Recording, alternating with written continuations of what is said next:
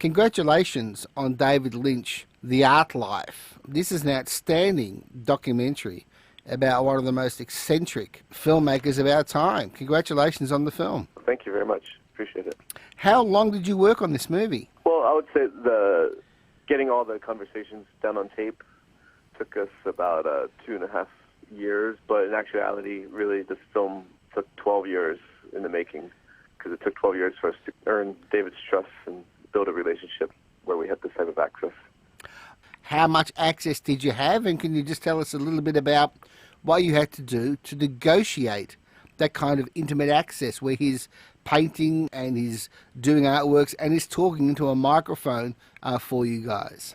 Well, he gave us great access. I mean, he opened up all his family photos to us. He gave us access to his film catalog, his art catalog, everything. And Jason, the cinematographer, lived there on and off pretty much consistently for 2.5 years in order to get 25 hours worth of conversations that we used in the film.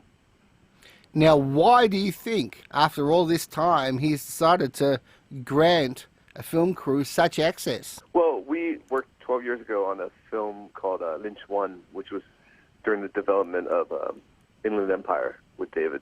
So he got to know us then. And then Jason, the cinematographer, has known David for much longer. So Jason knows his family and knows David very well. Now, I could ask you, has David Lynch seen the film? And if so, what does he think of it? He's watched it 4 times, I think. He asked for a copy this week. I don't know if it was to watch it again or to show his friends. But yeah, he watched it and approved it. He didn't make any censoring of any of the material that we use. And at the end, he just said, "I'm very happy with the film that you made." And can I ask you, what was the intention that you had when you made this movie? You know, I've been captivated by David ever since I saw in the theaters Lost Highway. I've been kind of, enamored by David's style and his filmmaking. And I knew that David was, that Lynch was very reluctant or very reserved talking about the meanings or talking about his films. So I thought that this was one of the best way, indirectly, to get him to talk about his films was by talking about his personal life.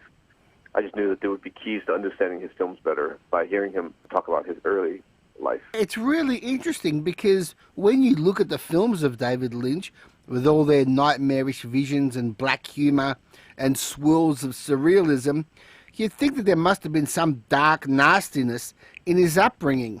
But that's not the case, is it? No, it's quite the opposite. I mean, he had a very, supportive, loving family growing up. And what do you think that says about the way he developed as an artist and then as a filmmaker? The fact that he came from, by all measures, a pretty supportive white picket fence upbringing with good parents. Yeah, but when you mention that white picket fence and good parents, there's always 2 sides to David's film. There seems to be a yin and yang. There's like this innocent Americana feeling juxtaposed against this kind of darker, sinister underbelly, which I think are always 2 sides to a lot of his films. This kind of clash between these 2 dynamics.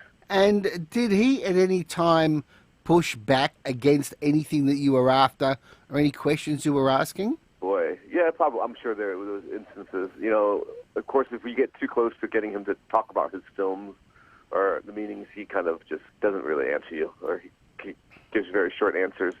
I just remember when we made our first film, when we began it 12 years ago, when we started interviewing David, he sat there across from us with his arms crossed, smoking a cigarette, giving very short answers to all the questions. And then finally he just said, just pick up the camera, follow me, you'll know what the film is about at the end. So that kind of forced us to do a cinema verite kind of documentary about David Lynch. But with this time around, he really let down his guard and really opened up. Jon, I'd like to just unpack that point just for a moment.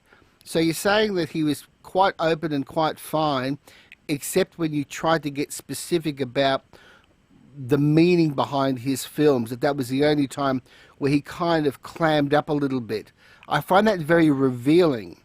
What do you think it says about him as a filmmaker, that he doesn't actually want to discuss in detail what his films are supposed to mean? Well, I think there's a lot of interpretations to his films, and I think that there's no right or wrong answer necessarily. I think that even David's intentions in the film, I've read a lot of analysis of, say, for instance, Mulholland Drive, and I've read different ones, and different interpretations make sense to me, and I don't think there's any right or wrong And I think he kind of is hesitant to discuss it himself because it takes away this active participation in his films. And, everybody brings their own baggage to the cinema and can see things their own way. Like today I read an article about the blue box, the meaning of the blue box in Mulholland Drive. And the writer had a different interpretation than I had for the blue box. But theirs made sense. And I'm sure David's was another. It's probably different than ours. And I think he leaves it that way so that he doesn't interfere in people's interpretation of his work. Now, I think one of the strongest things about your film is what I call the lateral style of the film, that you're not providing a commentary or an explanation or any sort of voiceover apart from David Lynch's words. And you're showing him painting and working and sort of teetering around his house while he's talking about, stories about from his early life. How did you guys arrive at that style, and how would you describe it? Well, we wanted to with the access that we've kind of developed and received from David Lynch, we knew that we had the ability to make a very personal and intimate documentary. And so we had to kind of leave our own egos at the door and kind of let David's voice be the main subject. We interviewed some of his friends, but when we put it into the film, it just didn't feel right. It took us away from the special meditative space that we had created that was very pure David Lynch. All the material that you saw in the film, I think everything besides 4 pictures was given to us by David Lynch. All the, most of the music that you hear besides environmental soundtracks came from David also. You had 3 of his songs were in the film used 4 times. We used his art to illustrate his stories. We used his old 16 millimeter, 8 millimeter family, videos to illustrate his stories. So it's very Lynch in a way because we use all his ingredients to cook with. So you spoke to his friends and you took a look at that stuff and decided that including that stuff would turn it basically into a conventional profile of a filmmaker. Yeah, we spoke to his friends and I don't know, it just changes the angle of the film. I just felt like we only have 90 minutes. Let's make it very personal. And the best way to get it personal is just to let the subject do the talking. Yeah, and that's just the tack that we end up taking throughout the whole film. Was we wanted to kind of let David have his say and his art to have its say instead of us kind of interjecting our own ideas. And just as a measure of how intimate the portrait is, I have to ask you, how much Coke did he drink and how many cigarettes did he smoke? Well, David's fond of both. He's been a lifelong smoker and drinker of Coca-Cola. So, yeah, can't get him away from those 2 things. Was there ever a time when he wasn't smoking? Boy, he smokes quite a lot. When he's sleeping, he doesn't smoke. You do have shots of him kind of just in a contemplative pose, basically just surrounded with swirls of cigarette smoke. You obviously wanted to emphasize the smoking, and again, I mean this is a serious question. Does it help him think? Does it relax him?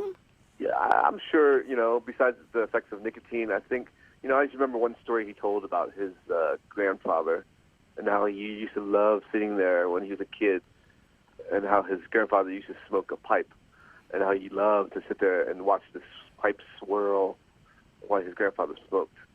So, and then, of course, throughout his artwork, you kind of see this symbol of smoke coming to play. He uses the motif quite often. The approach that you took in this film, I find it like you are allowing a conversation to take place between the viewer and the film.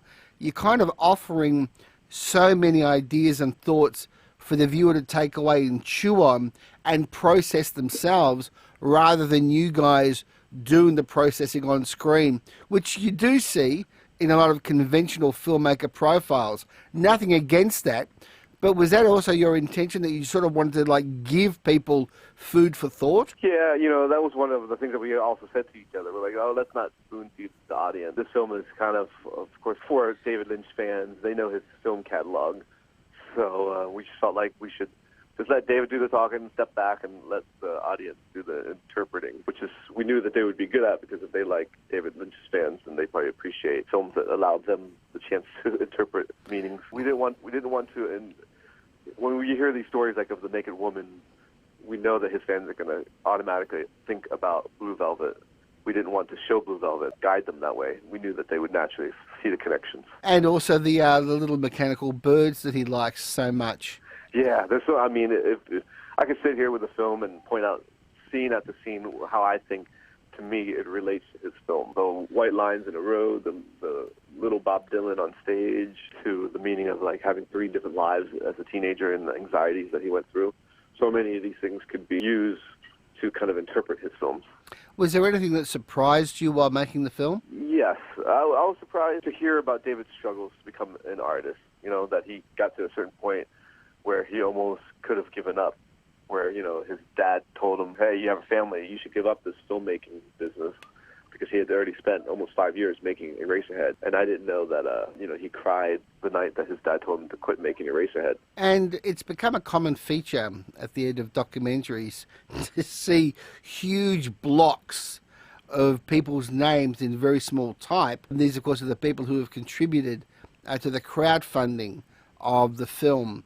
Can I ask you how important crowdfunding was to the making of this film, and whether you consider crowdfunding as now a fixture on the filmmaking scene?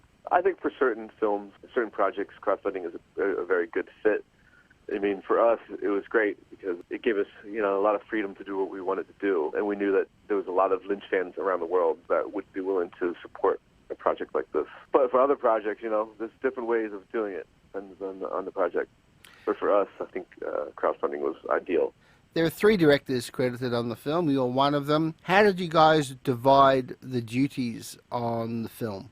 Well, initially it was going to be just me, but during the final days of editing, our editor, Olivia, I turned to her and I said, you know, you've contributed so much to this film. I'd like to put you down as co-director. And then Rick Barnes is somebody that was instrumental in getting this project off the ground. So I didn't mind sharing the director's credit with them because, yeah, without them, this film wasn't possible. And I think a lot of films, you know, even though there's always one director on most films, I think if you really look at the big picture, there's so many people that are, you know, are instrumental in creating a film, like the editor and the sound designer. 3 was enough, I guess, for this film.